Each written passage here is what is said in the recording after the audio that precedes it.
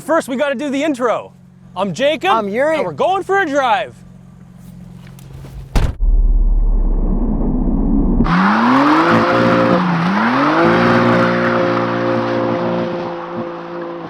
'23 BMW M4 CSL with launch control.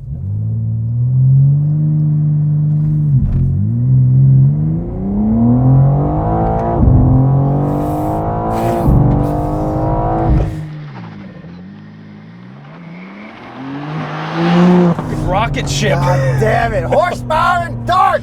543 horsepower, 479 pound-feet of torque from a Twin Turbo Inline 6-cylinder. Yeah, we got very poor launch there because rear-wheel drive, cold. Slow her down, get in a low gear and give me a little Here we go. Let's go in a second and...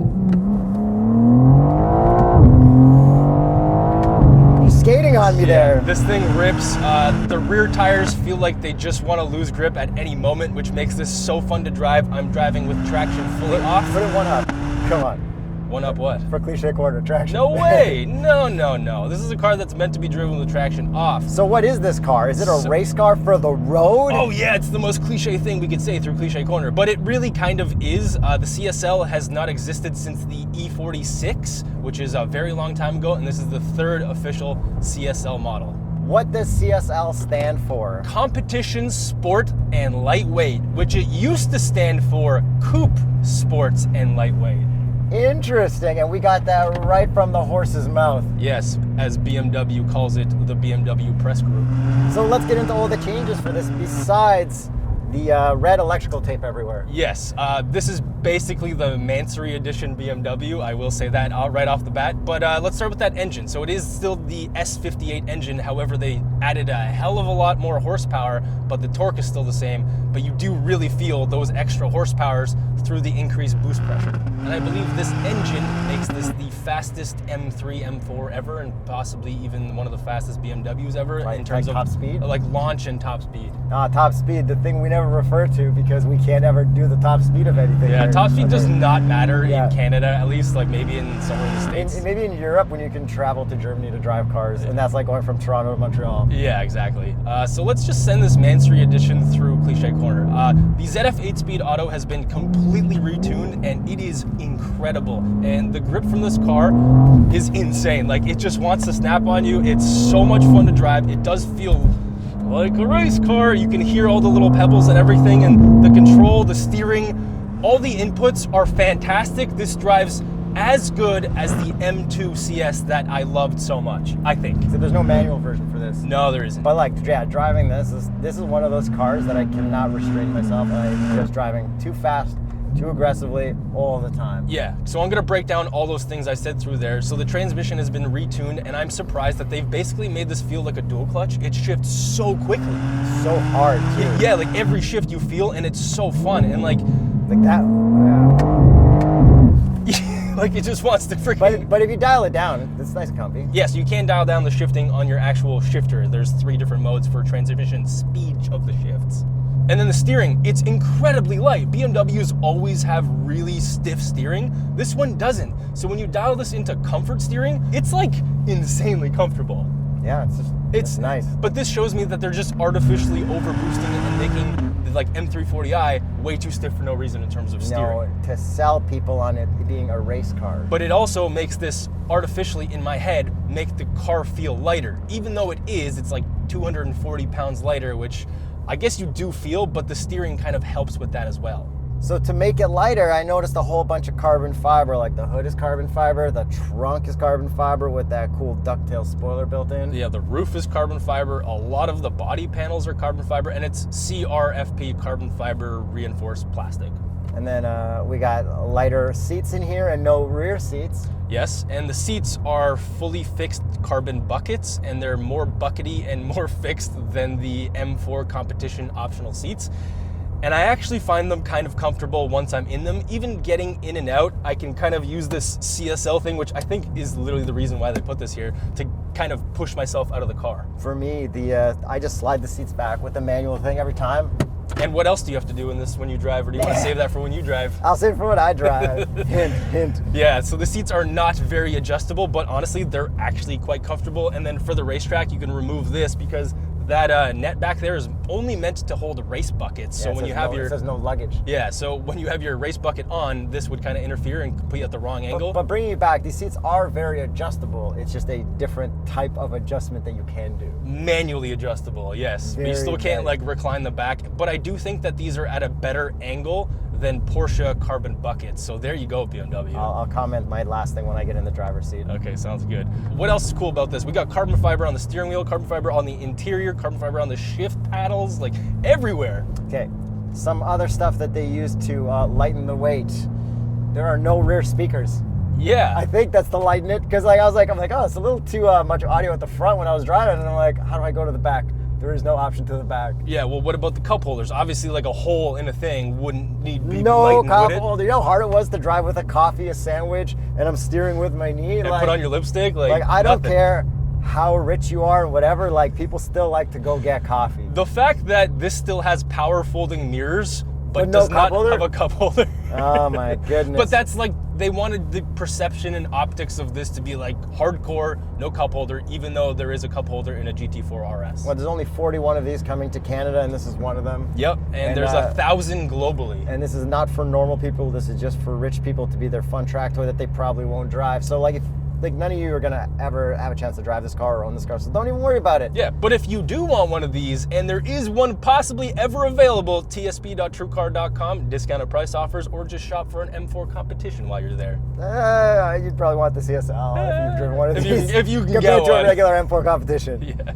And one of the other really noticeable things that they did is there's less sound insulation. You kind of hear every little pebble that you drive over, which reminds me of my very short experiences in a couple race cars, because that's all you really heard. You're like, holy crap, these tires are really picking up all the pebbles, and you can just hear them in the wheel wells. Yeah, I like the sound and everything. It feels really nice to me. Yeah, and this engine pulls so hard. Once the boost kicks in, it's actually nuts. Like, it kind of just wants to rip the tires loose at high RPMs, like all the time. It's like right now, waiting, and then like there it is, and it's like, oh boy, what's gonna happen here if I have full traction off? It definitely feels like way faster than the M4. It does.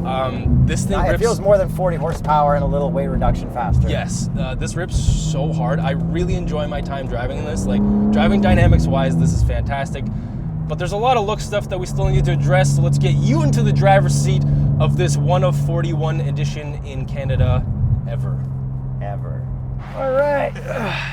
Oh yeah, the blanket. I didn't have a pillow, so I got a nice little blanket to sit on to raise me up, because whoever set this car up obviously didn't take my height into consideration, and it is set up at the lowest height. Yeah, so it is height adjustable, but you have to undo a bunch of Allen bolts, and it was perfect for me at that driving position. Yeah, it'd be a lot nicer to have one of those Porsche buckets with the electronic lifting and lowering. True. Launch control. That was better.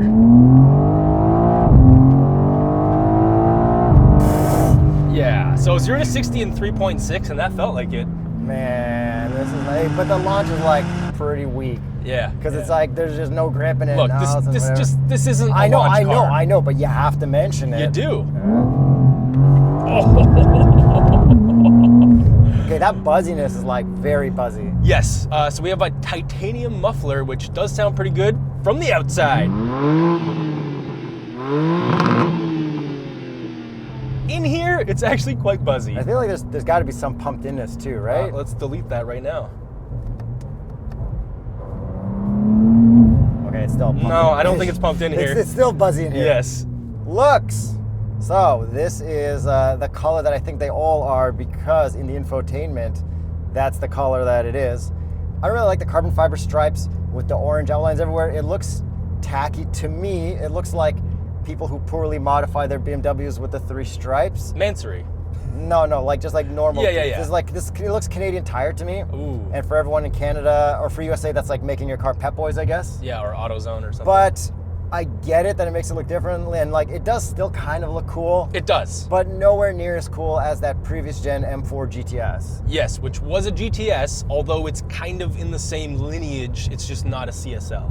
Yeah, and it all comes down to me to those stripes and stuff. Like if you got rid of all that and just made it this color, and maybe the stripes with no red outline. Yes. But this is my opinion, and I'm not in line to buy one. They won't sell me one. Hey man, I'm of the same opinion. But what the coolest part is, we got yellow headlights in some situations. Yeah, so like the M5 CS, you can't have amber headlights in Canada at full daytime running lights. North America. So they have them amber when you have your full headlights on, and when it's just your DRLs, they go white, and when you start them up and whatever, they are just amber until they get the car running. Yeah, so it's a North American regulation that yellow cannot be the only light emitted from the front. Yeah. So BMW, put fog lights in this. Shout out Kia Telluride. Put fog lights in this, and then it counts.